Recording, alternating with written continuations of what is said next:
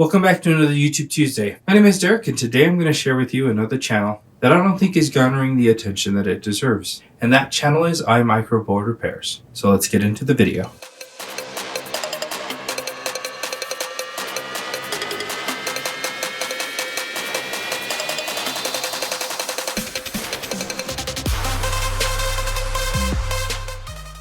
iMicroBoard Repairs looks like he's been uploading videos for about a year now consistently, and he's putting out really solid repair videos. He's almost at 1,000 subscribers, and today we're going to take a look at one of his videos. I think it's going to be a shorter video today. So far on this channel, I've covered STS Telecom, iPad Rehab, Edgar Eye Repair, iBoard Repair, Louis Rossmann, Northridge Fix, Phone Repair Guru, Jerry Rig Everything, MD Repairs, Fixed Eye Repair, Go Cell Phone Repair, iDoctor UK, Tronics Fix, Mr. Phone Doctor, Joey Does Tech, and Toltec Merc. And I know there are more out there, but I need your help finding them. So leave in the comments below if you have a channel that you watch that you'd like to see featured or you think needs more attention, so that I can share it with the repair community. Let's get into iMicroBoard Repairs video. This one's titled iPhone 12 Pro No Modem Firmware, iPhone Unable to be Activated, Death by Glassbreaker Tool. I think I know where this is going because I've seen tons of phones get damaged by glass breakers for replacing the back glass if they do it in the wrong spot. So let's take a look at his video. Alright guys, we got an iPhone 12 Pro. It was mailed in because it has no modem firmware. No modem firmware, no Wi-Fi after glass replacement. They use a glass breaker, which I don't know why everybody does it, but they do. This is how you create problems like this. So most likely we have separation in the sandwich, and more often than not we have a fractured, hopefully not a baseband, but could have most likely a fractured baseband PMU at the least. So I know why everyone uses a glass breaker. It's because it makes the glass removal easier. However, the only place that I recommend that you use it, if you use it at all, is going to be around the cameras. That being said, I still recommend removing basically everything from inside the phone. I know that it increases the repair time. I know that it may not be as effective. Removing the screen, removing the board, removing the cameras, removing the battery, those type of things make a huge difference when it comes to being safe, when it comes to replacing the back glass. That way you can go like crazy on the back frame, and you're not going to be compromising any of the parts.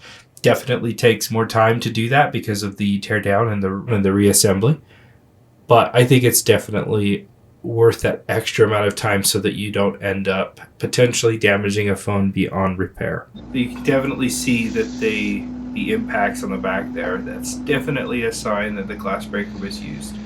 Now it looks like he's removing the 5G antenna. This isn't necessarily something that you have to do. A lot of the heat plates to separate the boards kind of don't already have a space for the 5G antenna. So what I do is I take my Dremel and I actually remove the metal that's impeding the 5G antenna. Got flux everywhere here. Flux everywhere here. Stickers are gone. Yep, definitely been at least reflowed.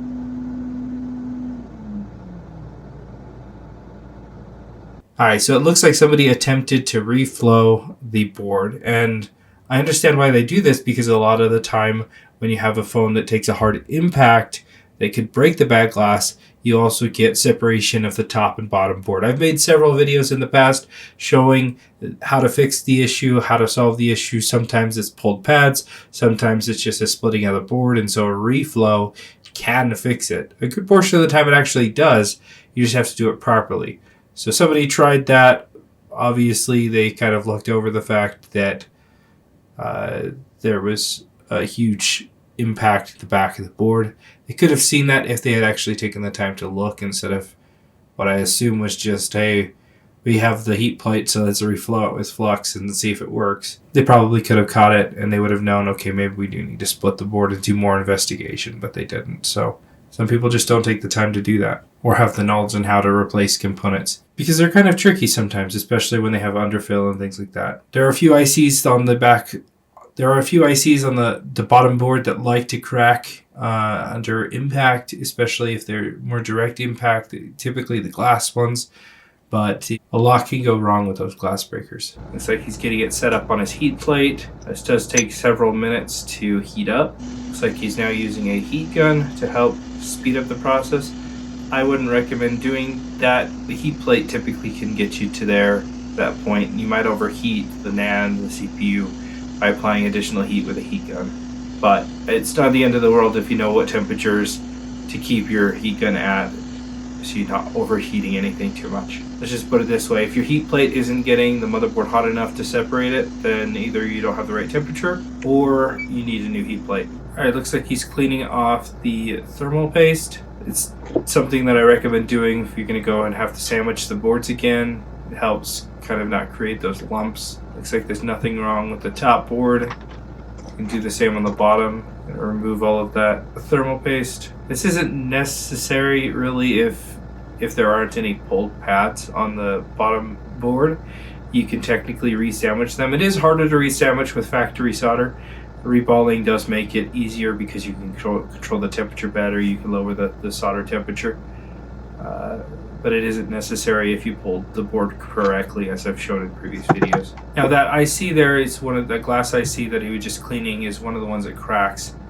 So it looks like he is gonna go straight for a reball, which could be the reason that there isn't a service. You might just need to sandwich the boards back together. I would be doing a little bit more investigation at this point because of the craters that were on the back of the phone there. I believe that there's going to be something else besides just the boards having split causing the issue that this phone is having. But one thing he is showing is how wicking on a heat plate is a lot easier than wicking off the heat plate, because you have that assistance of the temperature from the heat plate to help warm things up, making wicking so much easier.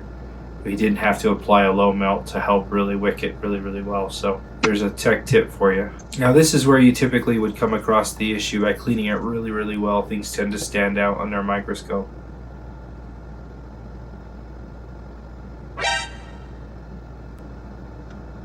Game over. Yep, there's the issue. Game over.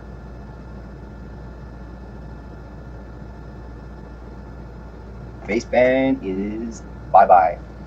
Fractured. See that? I don't know if you can see it.